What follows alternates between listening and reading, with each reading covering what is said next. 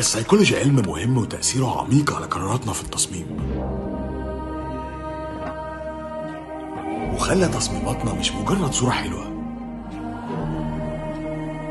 حلم مهندستنا الجميلة مروة إن كل إنسان يعيش في بيت مريح نفسيا بيعكس شخصيته، مليان تفاصيل من روحه. المشاعر من أصعب الحاجات اللي تقدر تفهمها وتحللها، بس في نفس الوقت دي نقطة القوة بتاعتنا اللي بسهولة قوي بنعرف نعملها.